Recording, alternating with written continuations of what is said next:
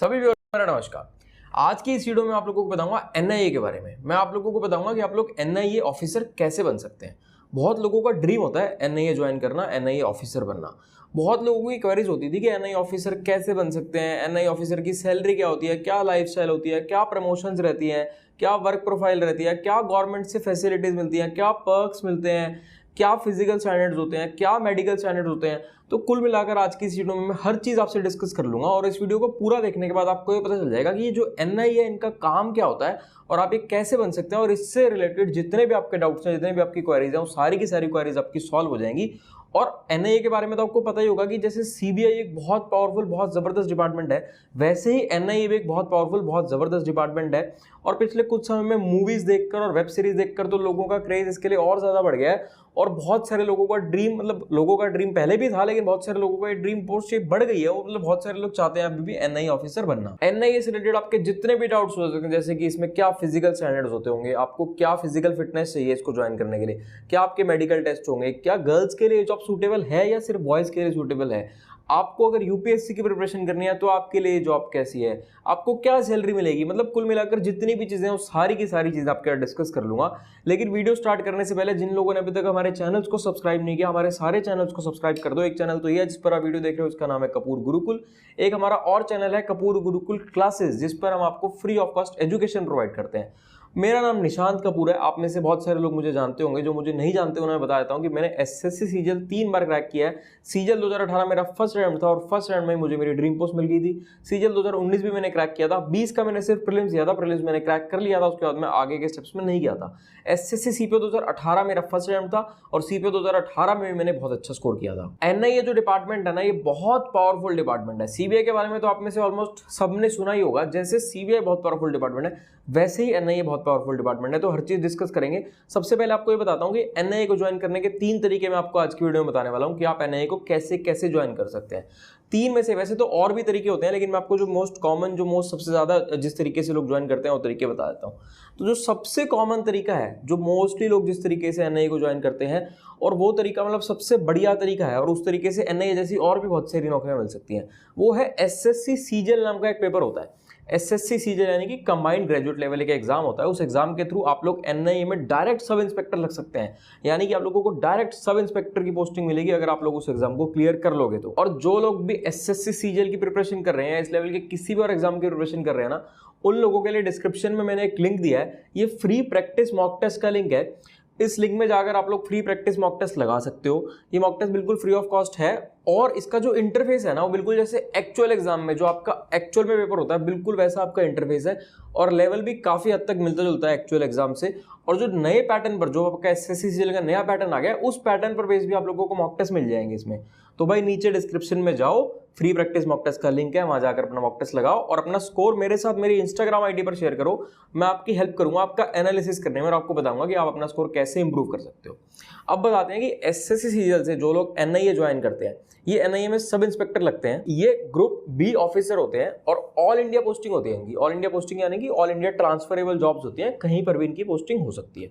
और ये 4200 grade pay की जॉब होती है। तो अगर आप इसकी सैलरी को सीबीआई से कंपेयर करोगे, थोड़ी सी सैलरी सीबीआई की कंपैरिजन में कम रहती है, लेकिन फिर भी बहुत अच्छी सैलरी मिलती है आपको इस डिपार्टमेंट में। एनआईए एक लॉ एनफोर्समेंट एजेंसी है ऑन काउंटर टेररिज्म ऑपरेशंस। यानी कि एनआईए का काम ये है कि जो टेररिस्ट एक्टिविटीज है ना, कि टेररिज्म को बचाना है जैसे भी करके, मतलब ये चीज बिल्कुल खत्म हो जानी चाहिए, टेररिज्म बिल्कुल खत्म हो जाना चाहिए और टेररिज्म जैसा कुछ रहना नहीं चाहिए हमारे देश में। ये भी एक किस्म की पुलिस ही है, आप इसको कह सकते हो कि एक किस्म की पुलिस है, लेकिन पुलिस में और एनआईए में थोड़ा सा डिफरेंस है। एनआईए का जो मेजर काम रहता है ना, वो काम क्राइम होने से पहले का रहता है, यानी कि रोकते हैं कि क्राइम होना ही नहीं चाहिए। मतलब ये सब कुछ करके, अपनी इन्वेस्टिगेशन करके, अपनी सर्वेलेंस करके, सब कुछ करके वो चीज होने से रोक लेते हैं कि भाई टेररिज्म हो ही ना, उससे पहले ही कोई अगर ऐसा कुछ प्लान कर रहा है तो वो लोग पकड़े जाएं। यानी कि हम कह सकते हैं कि एनआईए एक प्रिवेंटिव एजेंसी है टू प्रिवेंट क्राइम। जैसा कि मैंने बताया कि क्राइम होने से पहले ये लोग उसको बचाते हैं। मुंबई 2008 टेररिज्म अटैक्स के बाद एनआईए एस्टेब्लिश हुई थी। एनआईए में अगर आप लोग सब इंस्पेक्टर ज्वाइन करते हैं तो आपके प्रमोशनल एस्पेक्ट्स क्या है, यानी कि जो लोग सब इंस्पेक्टर डायरेक्ट ज्वाइन करते हैं उनकी प्रमोशन कहां तक हो सकती है, वो किस पोस्ट तक जा सकते हैं, अब ये चीज डिस्कस कर लेते हैं। देखो, जो आपकी फर्स्ट प्रमोशन होती है ना सब इंस्पेक्टर से, वो होती है इंस्पेक्टर की। यानी कि फर्स्ट प्रमोशन के बाद जो सब इंस्पेक्टर्स हैं वो इंस्पेक्टर बन जाते हैं।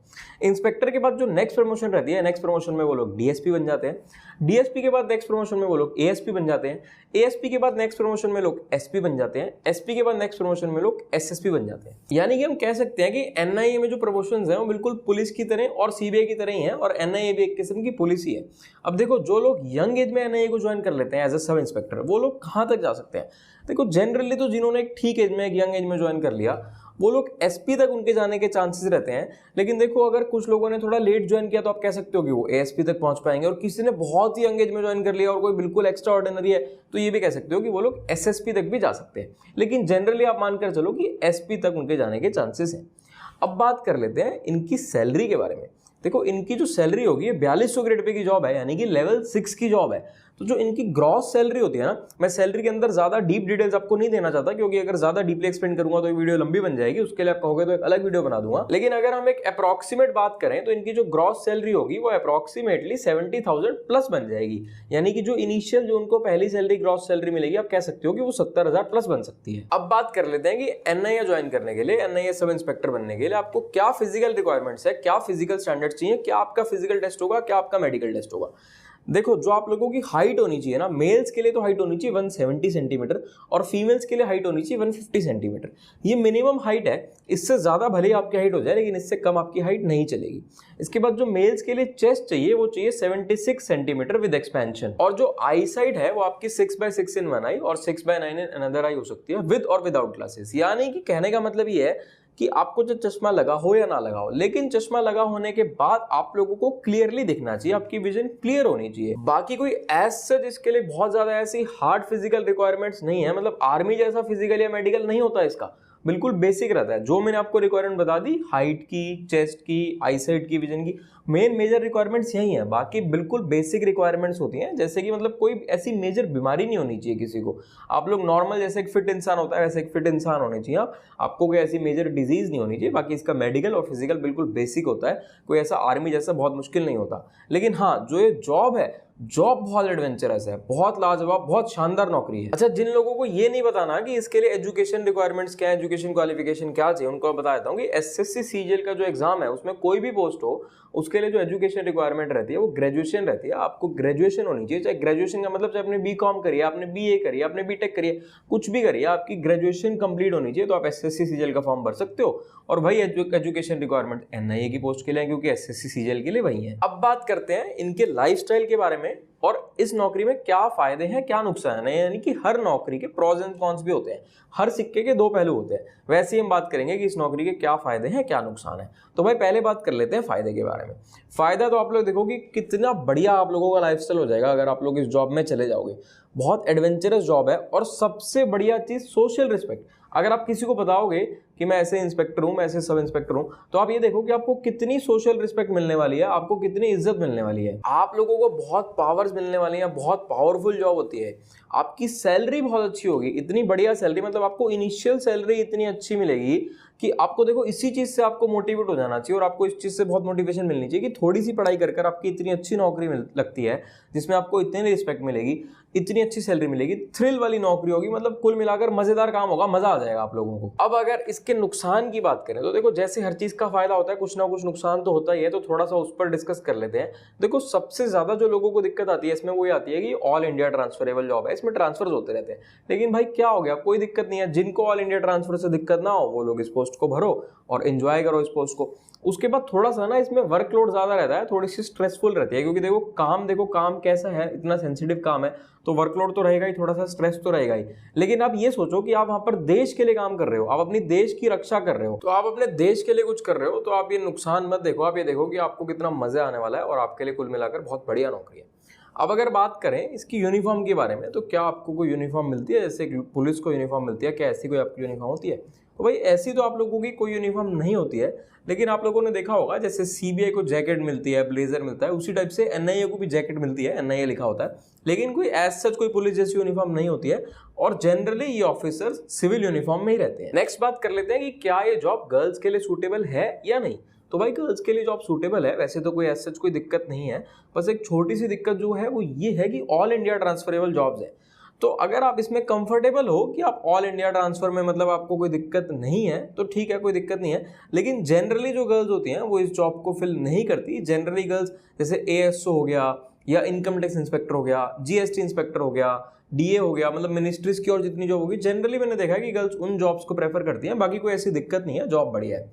अब नेक्स्ट बात करते हैं कि यूपीएससी प्रिपरेशन के लिए ये जॉब कैसी है।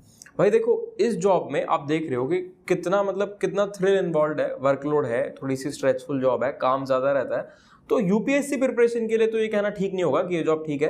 तो अगर आप लोग यूपीएससी प्रिपरेशन की साइड देखना चाह रहे हो तो आप लोग इस जॉब की जगह कोई और जॉब प्रेफर कर सकते हो, क्योंकि इस जॉब में आपको देश की रक्षा करनी है। तो आपसे कोई लापरवाही नहीं होनी चाहिए, आपको फुल फोकस रहकर एक प्रॉपर तरीके से आपको नौकरी करनी है। आपको अपना सब कुछ मतलब 100% आपको देना पड़ेगा उस नौकरी के लिए। अब अगर आप लोगों के साथ और तरीके डिस्कस करूं, जैसे कि मैंने वीडियो की स्टार्टिंग में बताया था कि आपको कई तरीके बताऊंगा इस जॉब को ज्वाइन करने के। एक तरीका तो मैंने आप लोगों को बता ही दिया, एसएससी सीजीएल है।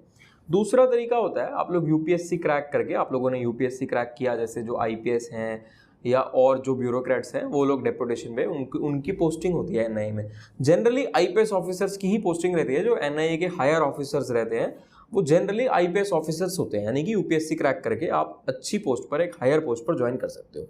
नेक्स्ट तरीका ये भी हो सकता है कि आप अगर किसी और डिपार्टमेंट में हैं तो आप लोग डेपुटेशन पर भी जा सकते हैं एनआईए में।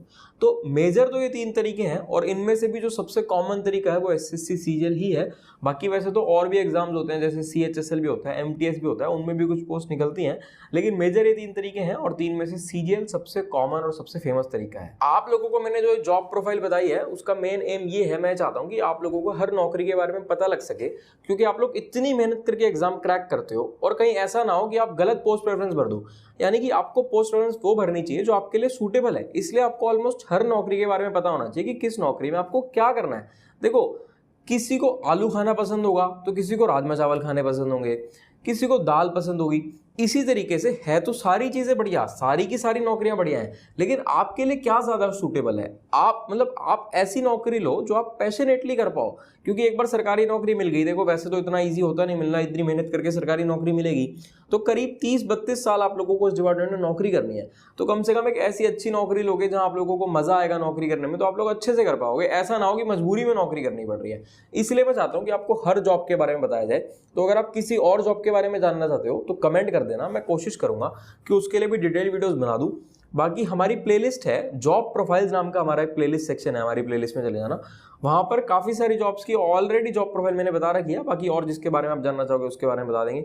सीबीआई के ऊपर हमने एक वीडियो बनाई थी, वो आप लोगों को बहुत पसंद आई थी, आप लोगों ने बहुत पसंद करी। जिन्होंने अभी तक नहीं देखी वो लोग जाकर देख लेना, हमारे चैनल में सीबीआई के ऊपर एक डिटेल वीडियो हमने बना रखी है। आई होप कि आपके सारे डाउट्स क्लियर हो गए होंगे। फिर भी कुछ भी डाउट हो तो इंस्टाग्राम पर मैसेज कर देना, सारे लिंक्स डिस्क्रिप्शन में है ही। और मैक्सिमम लोगों के साथ इस वीडियो को शेयर करो, ठीक है। फिर मिलेंगे आपसे अगली वीडियो में।